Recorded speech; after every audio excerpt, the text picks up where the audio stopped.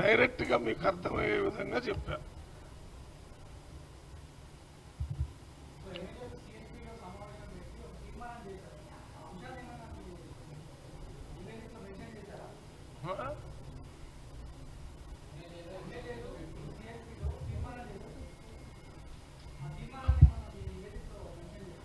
నేను ఇందాక మాట్లాడేటప్పుడు ఒక మాట చెప్పాను. ఇప్పుడు ఇచ్చిన నోటీస్ సమాధానంతో పాటు దానికి సంబంధించిన ఇతర అన్నిటి మీద ఒక సమగ్రమైన రిపోర్ట్ని పంపించి ఇది క్రమశిక్షణ లేకుండా కాంగ్రెస్ పార్టీ పనిచేస్తుంది, ప్రభుత్వం పనిచేస్తుందంటే ఇక్కడ పార్టీకి నష్టం జరుగుతుంది. వచ్చే ఎలక్షన్లో మన ప్రభుత్వానికి కూడా ఓట్ల ద్వారా నష్టం జరుగుతుంది. అందువల్ల వీటన్నిటిని సమగ్రంగా పరిశీలించి ఒక తీవ్రమైన ఒక మెసేజ్ని కాంగ్రెస్ పార్టీ లీడర్స్కి, కాంగ్రెస్ పార్టీలో ఉన్న క్యాడర్స్ అందరికి కూడా పంపించాల్సిన అవసరం ఉంది.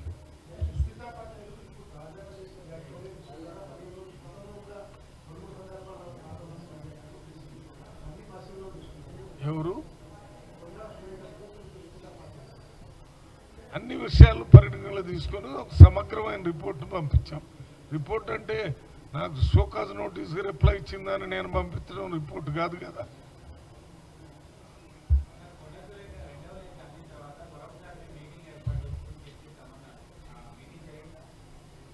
ఎవరిది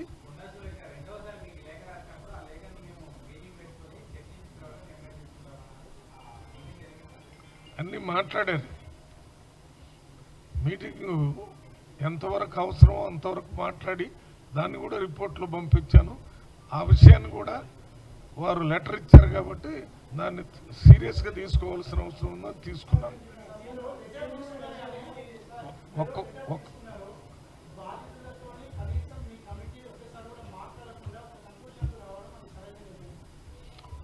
అదంతా కాంగ్రెస్ పార్టీ హైకమాండ్ చూసుకుంటుంది. అది సరైన నేను నేను 3 గంటలు గాంధీ భవన్లో కూర్చున్నాను. ఒకరోజు ముందు నుంచే నేను గాంధీ భవన్లో 3 గంటల నుంచి నేను ఇచ్చిన నోటీసులోనే 3 రోజుల్లో రిపోర్ట్ తీసుకొని నాకు సబ్మిట్ చేయమని చెప్పాను. దానికి మీరు అక్కడ అడగాల. అది పంపించారు. నేను ఇక్కడ కూర్చొని మాట్లాడాను. అయినా వీటన్నిటి మీద కాంగ్రెస్ పార్టీ హైకమాండ్ ఆలోచన చేసి నిర్ణయం తీసుకుంటుంది.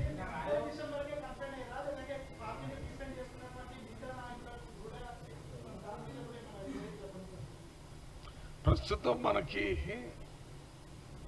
ఏ కేసు మన దృష్టికి వచ్చిందో, దేనికి నోటీసులు ఇచ్చామో, ఎక్కడ సమాధానం చెప్పారో దాని మీదనే రిపోర్ట్ ఇస్తాం.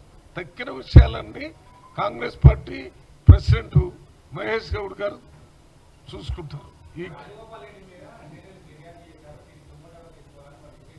ఎవరు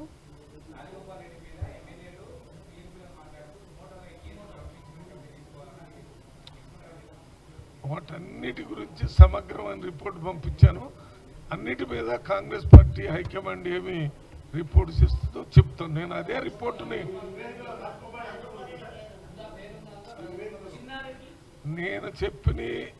నేను నోటీసులు ఇచ్చినవి అవి ముఖ్యం. తక్కిన ఎవరు ఉన్నాయో లేవు అనేది మీరు ఏదైనా రాసుకుంటే అది మీ ఇష్టం.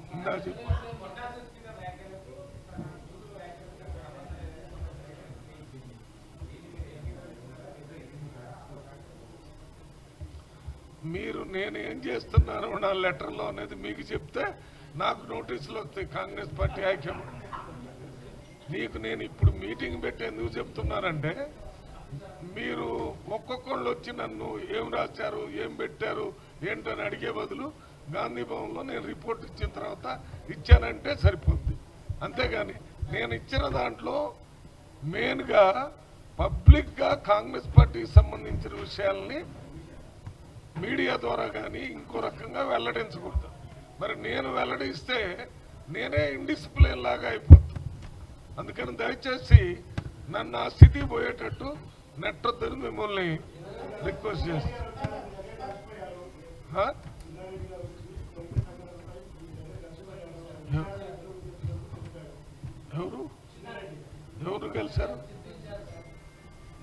చేశారు నన్న 3 గంటల నుంచి 6 గంటల దాకా మీటింగ్ జరిగింది. దాంట్లో వైస్ చైర్మన్ గారు ఉన్నారు. ఆ పేపర్లు ఇచ్చిపోయారు. దాన్ని నేను తప్పు పట్టడం లేదు, నన్ను కలవలేదు అంటలేదు. అది వారి ఇష్టం. అంతేగాని మీరు నన్ను కలిచారంటే నన్ను ఎవరూ కలవలేదు. మళ్ళీ అదేమో అంతా కాంగ్రెస్ పార్టీ కానీ ప్రెసిడెంట్ వేరు, మళ్ళీ మామూలు కాంగ్రెస్ వేరు. ప్రెసిడెంట్ కలవకుండా నేను అక్కడ కలిచాను. ఆయన కూడా కాంగ్రెస్ అంటే సరే. ఏం రాములు నీకు తెలియదా? ఇంతకాలం కాంగ్రెస్ పార్టీ రాజకీయాలు కదా, అన్ని పార్టీలు చూస్తున్నాం.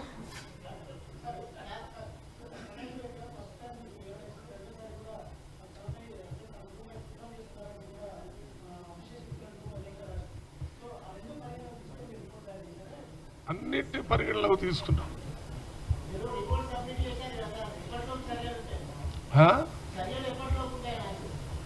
ఏంటది? నాది ఎప్పుడైందంటే చెప్తారు కానీ హైకమాండ్ ఎప్పుడైందో చెప్తే ఇక్కడ ఉంటారా? నేను వాళ్ళు కదా నిర్ణయం తీసుకోవాల్సింది. ఇది పార్టీకి సంబంధించిన ఇష్యూ కాబట్టి సీఎం గారికి ఇవ్వలేదు. అంటే నిర్ణయం నేను ఎంపీల ఫోరం కన్వీనర్. ఢిల్లీ నుంచి ఆయన యూకే పోయేటప్పుడు రాత్రి 1 గంటకు కలిసి సెండ్ ఆఫ్ చేశాను. మళ్ళీ వచ్చేటప్పుడు వెల్కమ్ చేశాను. అది నా బాధ్యత అని అనుకుంటున్నాను. ఆ ఎయిర్పోర్ట్లో చేసి వారిని ఇంటి దగ్గర దించి నేను వెంటనే నిన్నంతా నాగర్ కర్నూలు, వనపర్తి, కొల్లాపూర్, అచ్చంపేట ఈ కాన్స్టిట్యున్సీలన్నీ తిరిగి వచ్చాను. రాత్రి 1 గంట 2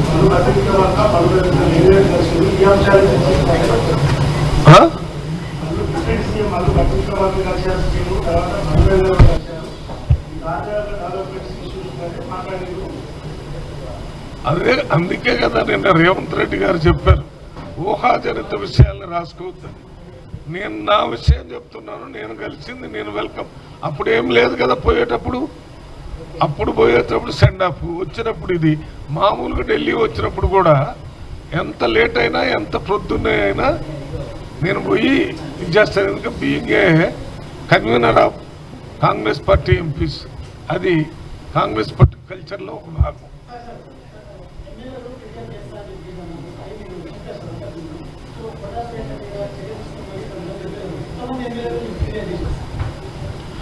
మీ అందరికి తెలిసినట్టే నాకు కూడా తెలిసింది, చేసినట్టుగా భావిస్తున్నాం. ఆ టీవీలో వచ్చినవి అన్నీ ఇక్కడ పెట్టుకొని చూసాం కదా మొన్న. అన్ని ఫిర్యాదు చేశారు, ఇక్కడ చూసాం కూడా మేము. మా టీవీలో వారు ఏం మాట్లాడారనేది మొదటి టీము ఎమ్మెల్యేలు, సెకండ్ టీం ఎమ్మెల్యేలు మాట్లాడిన దానికి కారణం ఏంటంటే ఏదో వ్యతిరేకంగా మాట్లాడారని మాకు ఒక రిప్రజెంటేషన్ ఆనరబుల్ మినిస్టర్ మొన్న సురేష్ గారు ఇచ్చారు కాబట్టి అది కూడా పరిశీలన చేశారు. అంటే దాంట్లో వేరేం చెప్పారంటే వారు మాట్లాడిన దాని వెనక ఎవరున్నారో గుర్తించాలని, అంటే దానికోసం వివరాలన్నీ తెలుసుకున్నాం.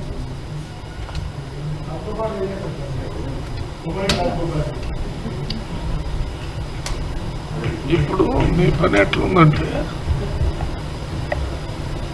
మా ఊళ్ళో చాలా మంది దొంగలు ఉన్నారు, నాకే ఎందుకు జైలు పంపిస్తున్నారని ఓ దొంగ అడిగాడట.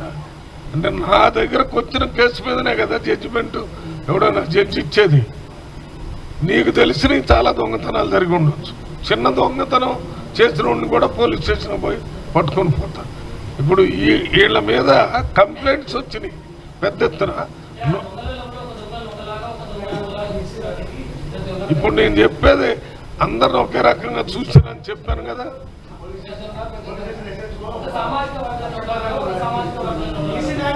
అస్సలు మీరు ఆ రకంగా మాట్లాడాల్సిన అవసరం వచ్చినప్పుడు మాట్లాడండి. నేనే ఒక బలహీన వర్గాలకు సంబంధించిన వ్యక్తిని. ఎస్సీ అంటే ఈ క్యాస్ట్ సిస్టంలో వాళ్ళు ఇచ్చిన మెట్లలో చిన్న మెట్టు, మొదటి మెట్టు మాకు. అయితే నేనెందుకు చూస్తాను అట్లా? మరి ఇప్పుడు మనం ఇద్దరు ఉన్న దాంట్లో ఇద్దరి గురించి చెప్పానా మీకు? దాంట్లో ఇద్దరు బీసీలే ఉన్నారా? మీరు మీ పేరేంటమ్మా? మరి నేను ఇద్దరు పేర్లు చెప్తున్నాను కదా, విన్నావా? కొండా సురేఖ్ గారు, తర్వాత చిన్నారెడ్డి గారు అని. అంతకుముందు వేరే పేర్లు కూడా చెప్పాను. నిన్న మొన్న ఆయన పేరు ఆయన పేరేంటి, జక్కిడి ప్రభాకర్ రెడ్డి కూడా చేశాము కదా. మరి నిన్న మొన్న కూర్చోవాలి కొద్దిసేపు 5 నిమిషాలు. ఆదిలాబాద్లో కూడా అక్కడ ఉన్న ఆయన కూడా ఇచ్చాం కదా. అందువల్ల అటువంటి పరిస్థితి కాంగ్రెస్ పార్టీ లేనే లేదు. కాంగ్రెస్ పార్టీ ఒక్కటే ఎస్సీ ఎస్టీ బీసీ మైనార్టీలు ఎప్పుడు వాళ్ళకి సముచిత స్థానం పార్టీ ఆర్గనైజేషన్లో ప్రభుత్వంలో ఇవ్వటం జరుగుతుంది. ఇది మొన్నటి వరకు పరిపాలన చేసినటువంటి బీఆర్ఎస్ పార్టీ లాంటిది కాదు. 2014 నుంచి 19 దాకా ఒక్క మహిళను కూడా మంత్రిగా చేయలేదు. దాని మీద మీరు అడగాల్సి ఉన్న 5 సంవత్సరాలు వదిలిపెట్టారు. 5 సంవత్సరాలు మొత్తం క్యాబినెట్లో ఒక్క మహిళ కూడా లేకుండా పరిపాలన చేశాడంటే అది అసలు ప్రజాప్రభుత్వం అంటారా? దాన్ని వినాల 50% జనాభాలో 50% మహిళలు. ఏమైంది? ఇప్పుడు మేము మహిళలకు సముచిత స్థానం వచ్చిన 2వ రోజు నుంచి ఇచ్చాము కదా. ఒక్కళ్ళకే ఇచ్చామా? మోర్ దాన్ 1 ఇచ్చాం. ఆ రకంగా కాంగ్రెస్ పార్టీ ఉన్నదమ్మా. మీరు ఎప్పుడైనా చూడండి, భారతదేశానికి ప్రధానమంత్రి ఒక మహిళ. ఎన్నో రాష్ట్రాల్లో మహిళలకి కాంగ్రెస్ పార్టీ చీఫ్ మినిస్టర్ చేసింది. చాలామంది బీసీలను ముఖ్యమంత్రులు చేసి, అంజయ్ గారిని ఇక్కడ ముఖ్యమంత్రి చేసింది కాంగ్రెస్ పార్టీ. బీహార్లో చేశారు బీసీలు. బీహార్లో ఒక మైనార్టీని ముఖ్యమంత్రి చేశారు. ఇక జగజీవన్ రామ్ గారు 32 సంవత్సరాలు కంటిన్యూస్గా కేంద్ర ప్రభుత్వంలో కీలకమైన పదవులను, డిఫెన్స్ మినిస్టర్, అగ్రికల్చర్ మినిస్టర్, బీసీలకు కూడా అన్ని. అంతెందుకు మొన్న మన ముఖ్యమంత్రి రేవంత్ రెడ్డి గారు మొట్టమొదట మన రాష్ట్రంలో కులగణన చేసి బీసీలకు 42% రిజర్వేషన్ ఇవ్వాలని యునానిమస్ గా పార్లమెంట్ మన అసెంబ్లీలో పాస్ చేసి ఢిల్లీలో పార్లమెంట్ పంపించి అక్కడ పార్లమెంట్లో మరి 9th షెడ్యూల్లో పెట్టి పంపించమంటే అది ఇంతవరకు బీజేపీ వాళ్ళు పంపించలేదు. అందువల్ల మా పార్టీ కానీ మా ముఖ్యమంత్రి కానీ, మా పార్టీ ప్రెసిడెంట్ బీసీ, ముఖ్యమంత్రి ఓసీ, డిప్యూటీ సీఎం ఎస్సీ, ఈ రకంగా సోషల్ జస్టిస్ కాంగ్రెస్ పార్టీలో ఉంది. ఇచ్చిన హామీలు కాకుండా ఇవ్వని హామీలు కూడా అమలు చేస్తున్నారు. సన్నబియ్యం ఇస్తామని ఎక్కడ రాయలేదు. అదొక పెద్ద విప్లవం పేద ప్రజలకి. మనకు మామూలుగా ఉంటుంది, రోజు మనం తింటుంటాం కొనుక్కొని. వాళ్ళకి అది పండగ. మా చిన్నతనంలో బియ్యం మంచి దొరికితే అన్నం తినాలంటే పండగ భోజనం అనేవాడు. కోట పున్నయ్య గారు ఒక ఆయన ఉండేవాడు. ఆయన చెప్పాడు, సార్ ఎప్పుడో పండగకి మేము కొద్దిగా బిర్యాన్నం తినేవాళ్ళం. అదంతా ఇప్పుడు పండగ. ఓకేనా?